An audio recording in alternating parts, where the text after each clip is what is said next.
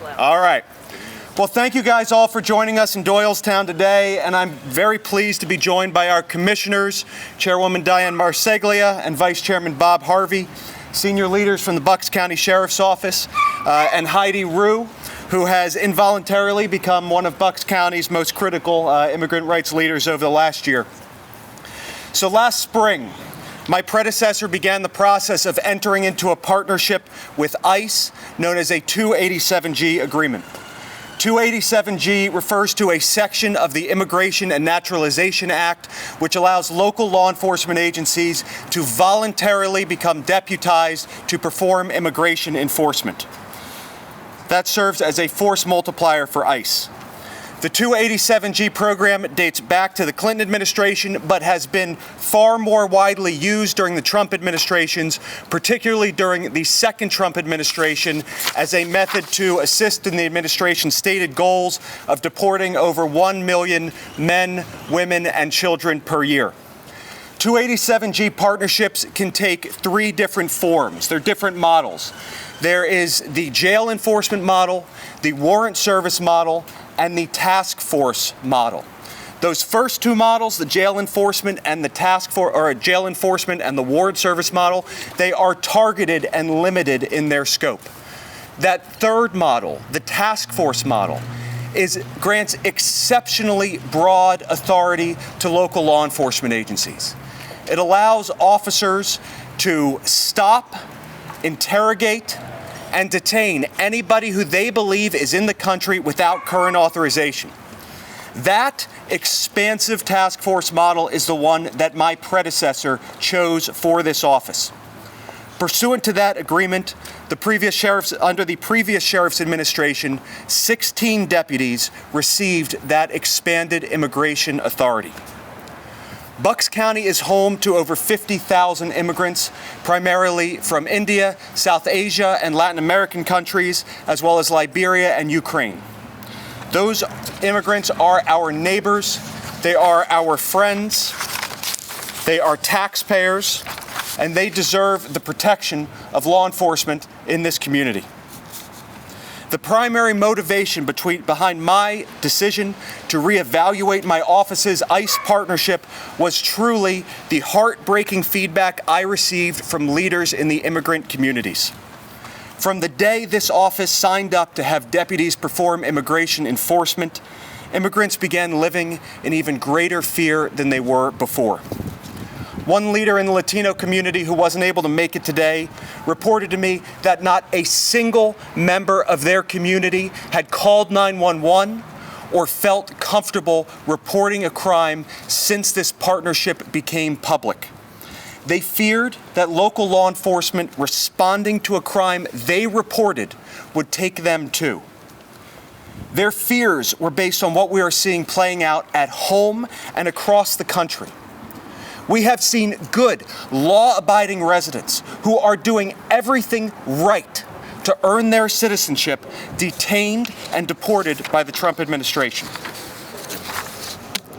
When large numbers of our residents are afraid to call 911 or come to court and testify, that makes our entire community less safe. This is not a public safety problem for immigrants. This is a public safety problem for everyone.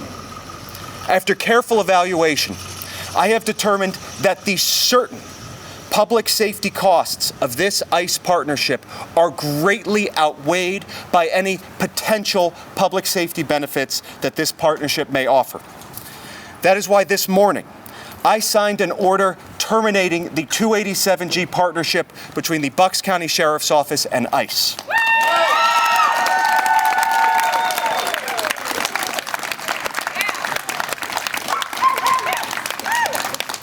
My decision to terminate this partnership was based solely on public safety considerations, and it is my belief that this action will restore the trust between tens of thousands of our residents and the brave officers who protect and serve them. Furthermore, I signed an additional order prohibiting my deputies from asking crime victims, witnesses, or court observers about their immigration status during any interaction with our office.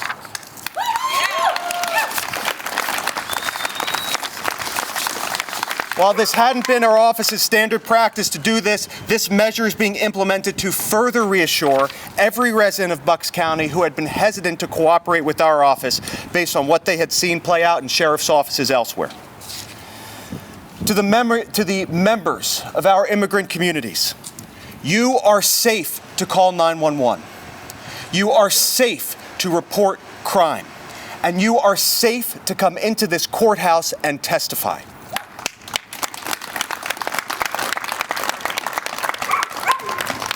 I also want to be clear about what my order today does not mean. Bucks County is not, has never been, and will never be a so-called sanctuary county. Our county has not severed all ties with ICE, nor precluded future partnership with ICE when it comes to dangerous criminals. Instead, we are returning to a level of partnership we've been operating under for decades under Republican and Democratic administrations. We will not be sending our deputies into the community to perform immigration enforcement.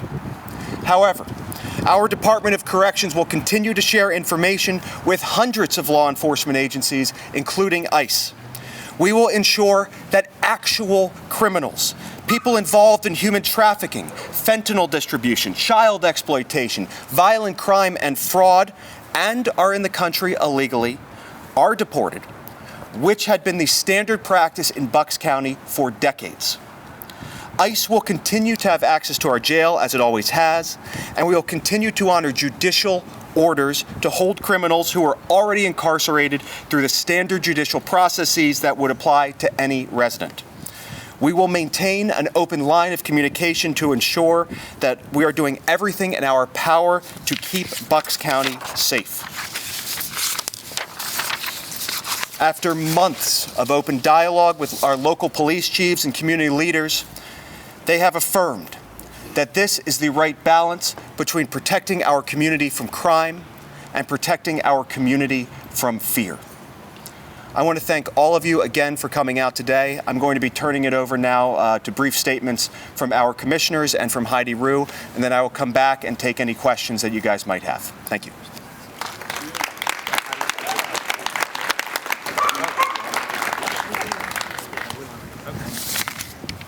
Hello, everyone. My name is Heidi Rue, and I'm here as a Bucks County resident, an immigrant with unbreakable ties to our immigrant community, and a mother that values public safety in my neighborhood.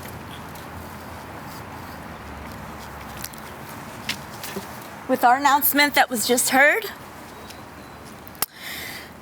our community is breathing a collective sigh of relief. Ending the 287G agreement was a necessary step towards rebuilding our relationship with our local law enforcement. It will encourage the reporting of crimes and protect vulnerable victims so they can become strong survivors. All relationships are based on trust. And we can agree that collaborating with local law enforcement enhances all of our safety. As we know, public safety is a concern for every single resident in Bucks County, and that includes our immigrant communities. I was witness to the immediate response and the effect that the signing of 287G had on our Bucks County families. People not only feared calling 911, they feared coming into the courthouse to pay parking tickets. They feared any and all collaboration with local law enforcement.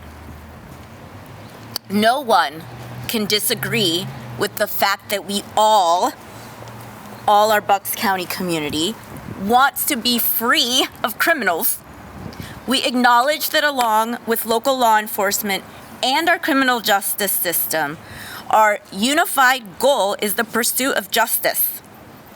Violent criminals should absolutely be held accountable for their actions, regardless of their immigration status. I believe criminal activity can be addressed while simultaneously supporting the human rights and the dignity of all our residents. I want to say this again.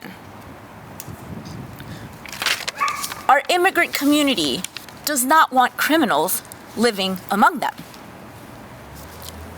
And that is a united message as well as our entire Bucks County community. So I want to commend the Sheriff's Office for demonstrating their commitment to every one of us, our public safety, and ensuring that everyone feels secure and valued. Thank you.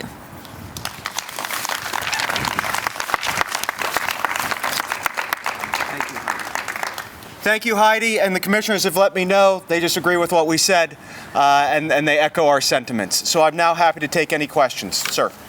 Yeah, Bo Colton, I was 69 years of Allentown. Does this have anything to do with what's happening in Minnesota right now? And have you been given any indication from the White House or the federal government about increased ICE presence here in Bucks County? So to answer the first question, this decision has nothing to do with what's going on in Minneapolis. During the campaign for this office, I was very clear that I was opposed to 287G on public safety grounds, but we had to come in and make sure that we could withdraw responsibly. You know, there's a reason I didn't do this on day one. I want to come in and see how do we actually interact with immigration and customs enforcement, and how can we ensure, again, that criminals continue to be held accountable. And once I became convinced that 287G was completely unnecessary to do that, that is when I decided to sign the order terminating the agreement. I have not received any word from the Trump administration on increased ICE activity, but I'll let you know if we do, and hopefully we don't. Hi, Sheriff. Fallon Roth from the Philadelphia Inquirer.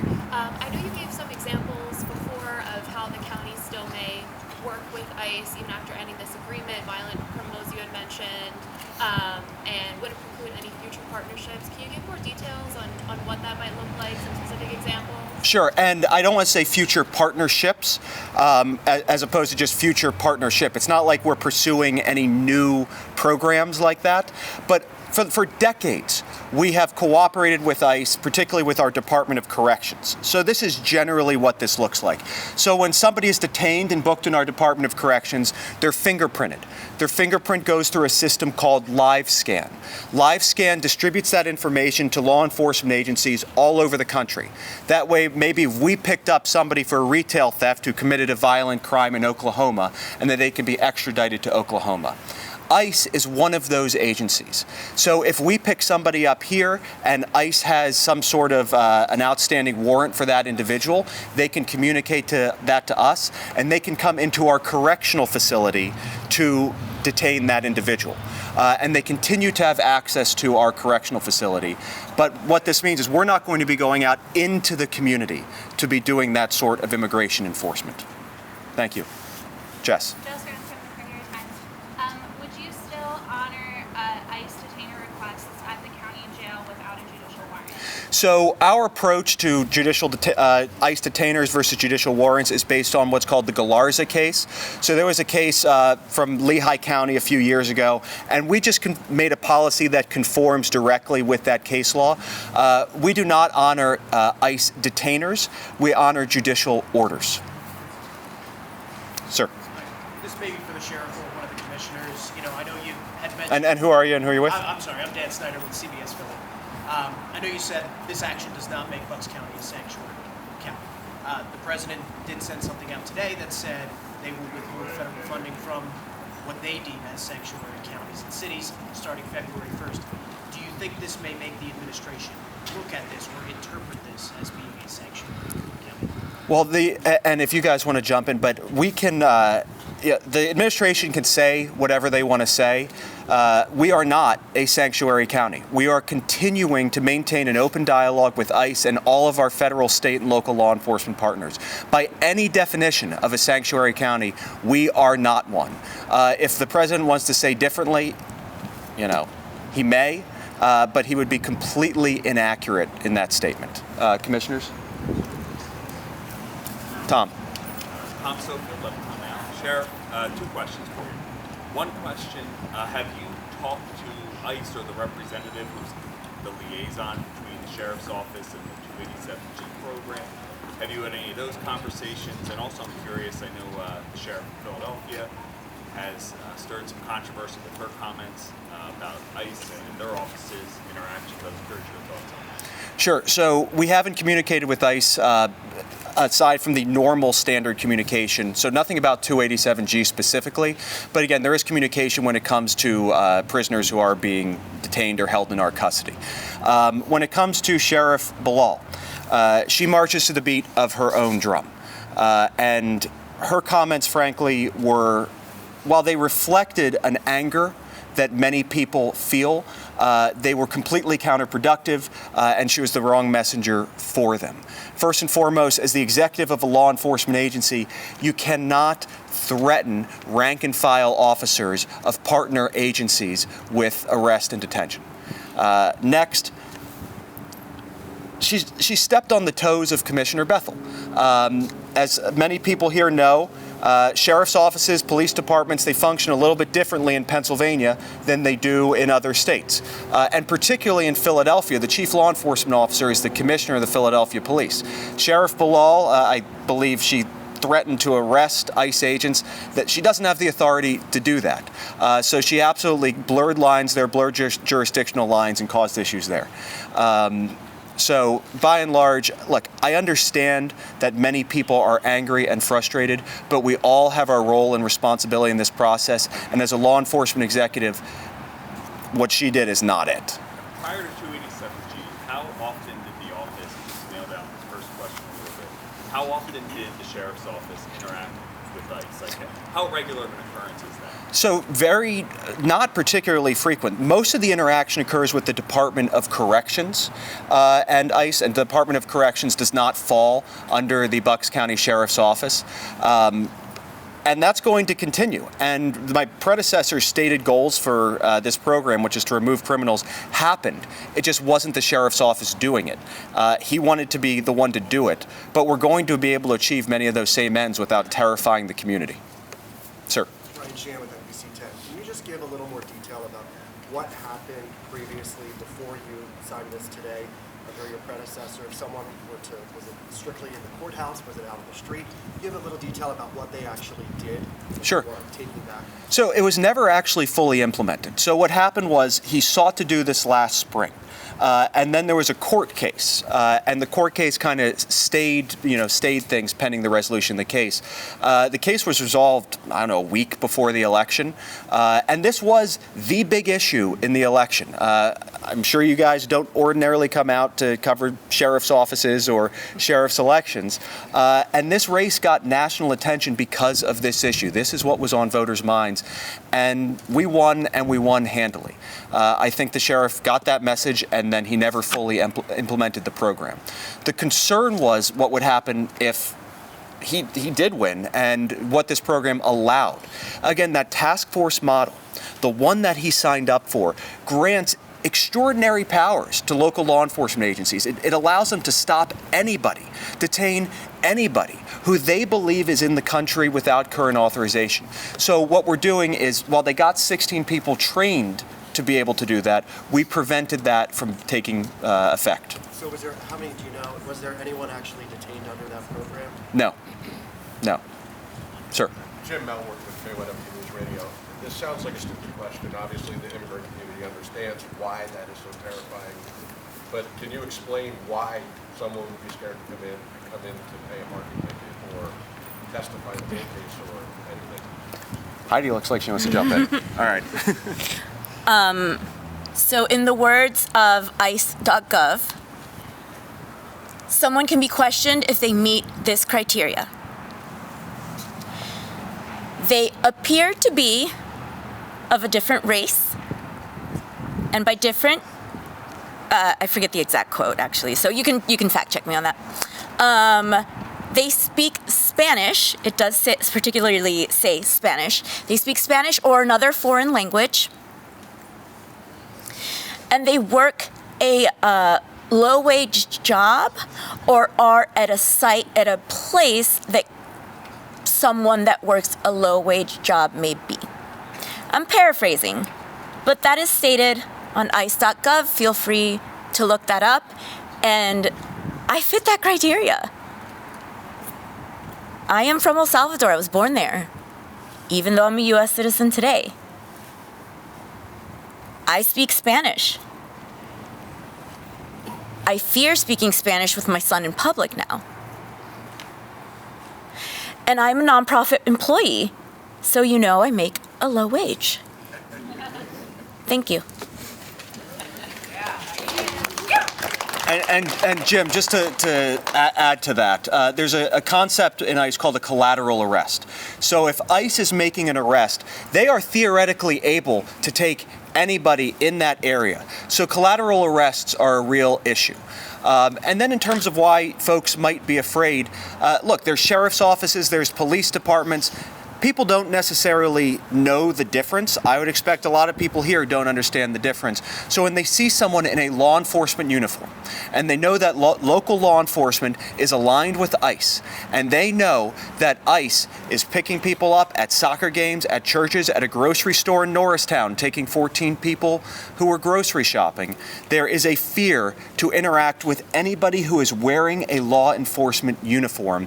And that is the very thing we are trying to prevent by terminating this agreement. Yes, ma'am. Savannah, Bucks County Herald. Could you just reiterate the points you said where you're going to prohibit, I think there are 3 things, from going forward? Sure.